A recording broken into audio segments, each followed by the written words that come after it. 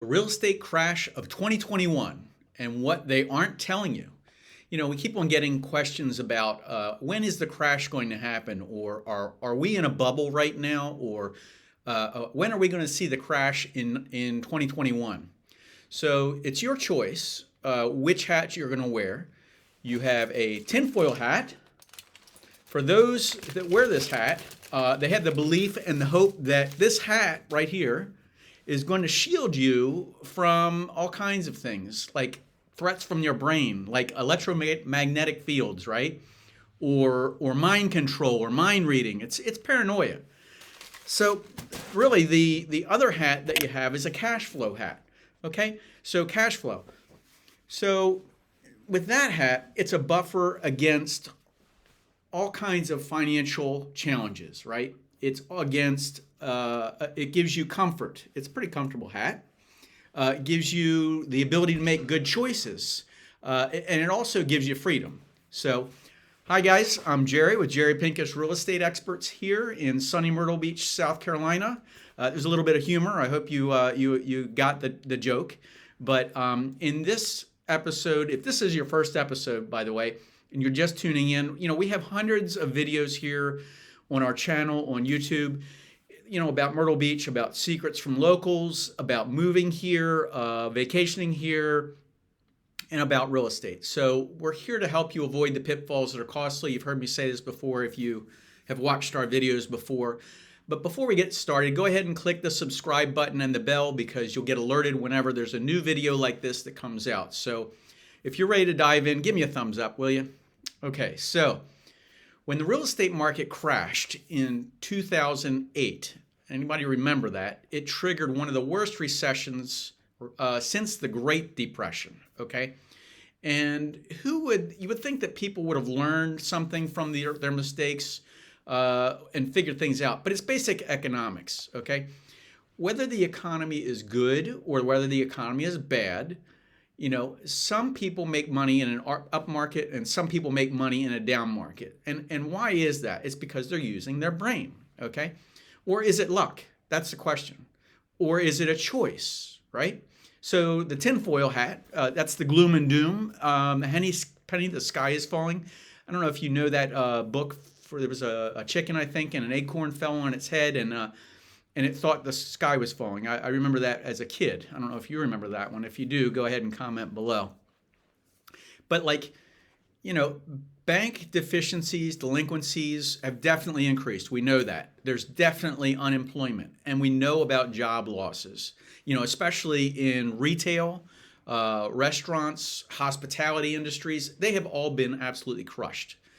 Have you been to the mall lately? That's pretty sad, right? So shopping centers, retail stores, restaurants, everywhere around the nation right now, there's signs for rent, or what I like to call is for lease or fleece, okay, for fleece signs. That's where you write a check for something you don't own, and you're just writing checks and they constantly are going out. You don't own anything. So, many retail businesses, they just aren't coming back. Online is a habit now. It's been a big shift. So the one problem that we have in the real estate business that we're seeing is obviously all that commercial property that we've been talking about.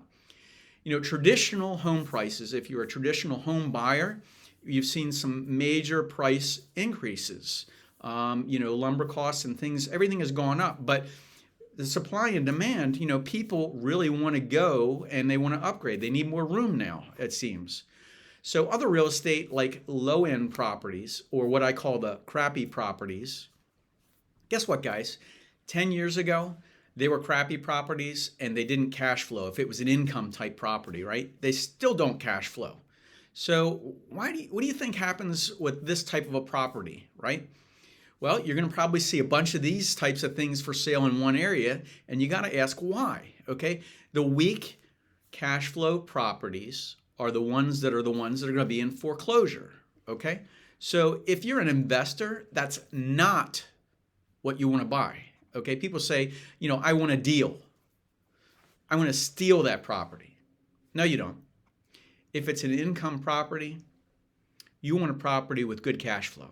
Okay, so income properties, How did they get into if they're an income property and they're going to go on this downfall and people lose them and they don't hold on to them? How did they get into that situation in the first place? They couldn't hold on to it is the real reason. Think about it. Again, you got to use your brain.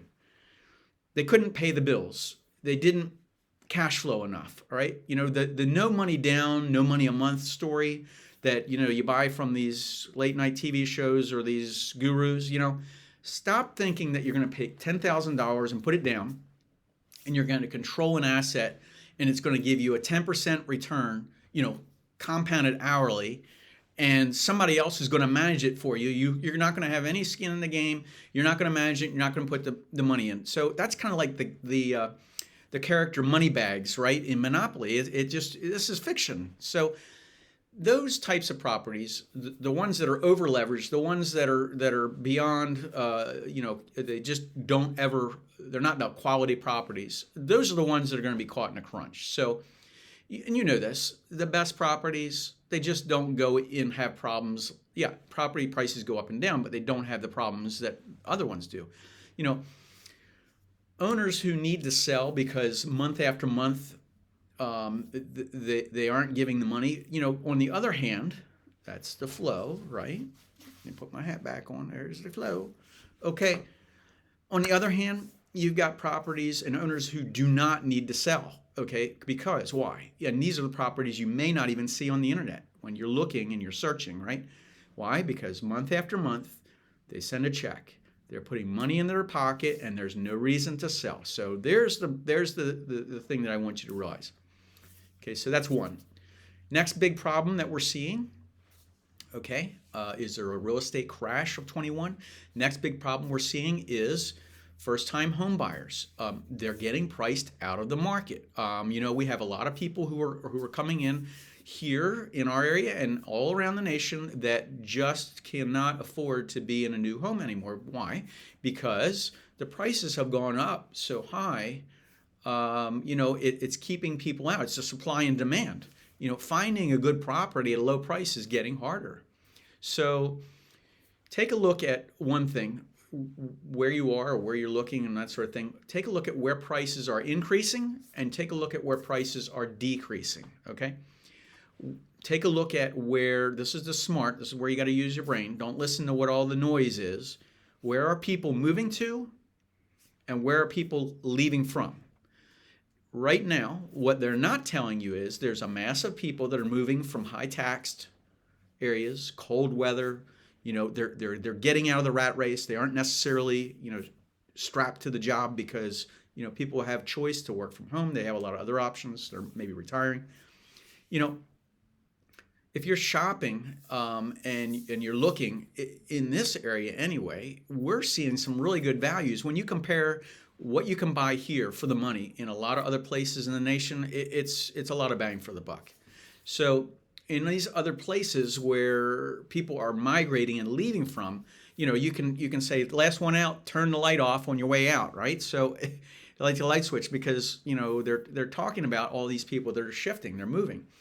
But we also see many new homes here that are not on the internet. Now, what do I mean by that? So like Zillow and Realtor have this conversation. A lot of times people will think they're looking at the properties that are up to date. Well, Zillow leaves properties and Realtor on their website because they're a lead generating machine. They have realtors. If you look down the bottom corner, there's several realtors or agents on there, and they're paying for leads. Okay, it's a lead generating machine. And Zillow and Realtor purvey themselves as a consumer-friendly product, but I've got an app here, and we can text you if you call in. We've got one that updates every 15 minutes. You'll find everything on your phone. If you want to do that, just give us a holler. But I want you to know that you won't see a lot of new homes on the internet. Like we have new subdivisions that are going in that they are actually not on the internet because the subdivision, you don't know the name of it. It's not named, so Zillow and Realtor aren't picking that stuff up. Pick up the phone. You work with our team. This is what they do every single day, and they're good at it. So here's what they aren't telling you guys. Here's what's really happening, okay? They keep talking about the crash. They keep talking about the housing bust, the bubble. Here's what's really happening. They aren't telling you. the baby boom, whether the economy is good, whether it's bad, it's happening. People are getting older. These people are retiring. It's their time, okay? So they'll be moving no matter what. It's not a matter of, is it a good market? Is it a bad market? There's something that's totally different now that, money is flowing to where people want to go, okay? So people are waiting for prices to go down. And think about what's really happening, guys. The difference between now and the real estate bubble of 2007, is people are not over leveraged, okay? Think about 2007. People were flipping properties. Their loans were over leveraged. People probably were in properties that didn't have any business being, or if they were flipping, or it was totally a situation where they were not skin in the game, okay?